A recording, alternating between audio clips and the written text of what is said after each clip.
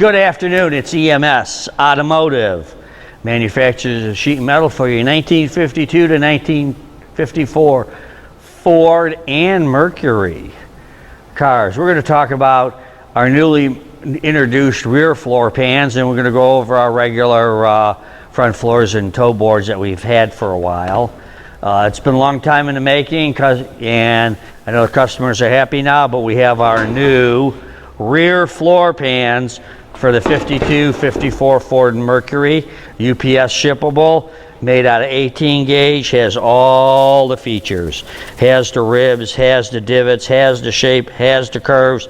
Heavy 18 gauge metal, none of that Chinese black tissue paper.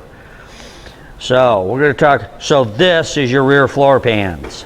Now we're going to come over here and we got our front floor pans, which is obviously in front of the rear floor pan. And it will, got a rear floor pan like this, and your front floor pan is going to come up there, and you got your transmission tunnel that we don't have yet. They don't rust out too much, so we have that. So 18 gauge, everything we make is 18 gauge for the floor pans. The floor braces that we're going to talk about over here, they are heavy duty 16 gauge like they're supposed to be. There again, none of that Chinese tissue paper crap. Okay. Now, on the 52 to 54 Fords, there are 4 or 5 rows of floor braces depending upon your body style. Your convertibles and hardtops have an extra row of floor braces to stiffen up the rear door post for the convertibles and the hardtops. Okay. We also have the toe boards, and here again, we got that's for the dimmer switch, and we got the cutout for the steering column. In a second, we're going to go over to a car. We're going to show you how the stuff fits. So that's what we're going to do right now. And we're going to take a rear floor with us, and the cameraman's going to get lost or get followed or whatever and blah, blah, blah. But up on top, we already have it prepared.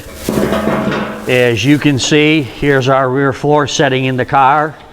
As you can see, everything matches the way it's supposed to. We have an overlap flange. It goes up there. The toe boards go up in the front. This thing fits so good I can barely get it out. But notice the old one, notice the new one. We got all the shapes and curves like it's supposed to be. None of that prefabricated, cheap Chinese bead roller floors that you get from those, you know, crooked guys trying to sell you garbage. Now I'm going to switch around with the cameraman. We're going to go towards the back floor. There again. Fits right in there the way it's supposed to. Locks right in. Has all the features and stuff. It has a little overlap.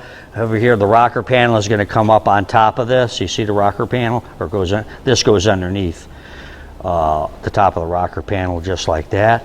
We got the overlap, heavy 18 gauge, easy to weld. When the metal is thick and you got brand new metal, you're not using scrap black Chinese garbage, you will have an easy time of welding this. So that's what it is.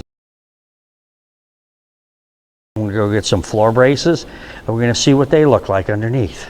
Talking about our 52, 54 Ford and Mercury, we're underneath one of our prototype vehicles. We're going to be talking about the floor braces. And as you can see, we got the frame here and the frame and how the floor brace attaches to the frame. So this floor brace, when you remove the body from the frame, goes with the body. This little bracket is part of the frame. And there's a little rubber pad in there. And so obviously, you can see the rust, but the dirt gets in there and this rots out. So what we have here is row number 1, and it's hard because the frame's in the way, and you can see part of the floor brace over there, but it goes in there like this and goes across and sits on top of the frame. This is hard because we got all the cross members in here, but this is row number 1. When you're going to decide or going to purchase, go to our website. There will be a layout drawing of picking the floor braces from the front to the back by rows 1, 2, 3, 4, 5, 6. And that's how we're going to ask you to specify it. Trying to determine it by a feature on the top side is not going to do us any good. Okay, starting at row 2, here's our floor brace, and here again, this is a very good car, donated by a friend up in Minnesota back in the 50s. And you can see the floor brace, the tight weld. It comes up over the top of the frame. This is row number 2. This is how that looks, okay? And notice here we have the correct contour to the floor pan because we stamped this out of heavy 16 gauge like it's supposed to be. Okay, moving on to row 3, which is much more complicated. But here again, we look at the same design. It welds to the back of the inner rocker, goes on its bolts to the frame brace, and comes over the top. So here again, and because this has to be the transition between the front floor and the rear, obviously you see there's a lot more shape to it. Here again, precision die stamped by EMS in Detroit. Okay, this happens to be a 4-door sedan. Okay, so it's only going to have 4 floor braces. So we're going to jump to the rear floor brace on this car. Then we're going to talk about the special hardtop one. So here again, we have the inner rocker, the floor brace, the frame brace, okay? And it goes on there and it comes up over here. This is an incredibly complex shape. I had it on backwards. A complex shape. You're not going to fab it.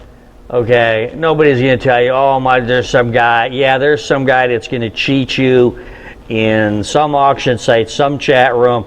You don't know. Look for quality. EMS, heavy 16 gauge, made in Detroit, where it's supposed to be. And look at all that shape. You're not going to fab that. Maybe in 3 weeks you will. Okay, now for the guys that have hardtops and convertibles. Okay, without the roof, the rear door post needs to be strengthened, okay? And they added another floor brace right about here, okay? So it comes right about here for the location for the floor brace on the hardtops and convertibles.